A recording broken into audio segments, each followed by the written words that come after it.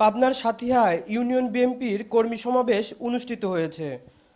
সোমবার বিকেলে সাঁথিয়া উপজেলার ধোপাদা ইউনিয়নের নারিয়াগদাই সরকারি হাই স্কুল মাঠে এ সমাবেশ অনুষ্ঠিত হয়। ধোপাদা ইউনিয়ন বিএনপির আহ্বায়ক কামরুজ্জামান সেলিমের সভাপতিত্বে সমাবেশে প্রধান অতিথি হিসেবে উপস্থিত ছিলেন পাবনা জেলা বিএনপির যুগ্ম আহ্বায়ক নূর মোহাম্মদ মাসুম বগা, বিএনপির জাতীয় নির্বাহী কমিটির সদস্য সালাউদ্দিন খান, তাঁতিদল কেন্দ্রীয় কমিটির সাবেক সহসভাপতি ইউনুস আলী সহ সাঁথিয়া উপজেলার বিভিন্ন ইউনিয়নের নেতৃবৃন্দ।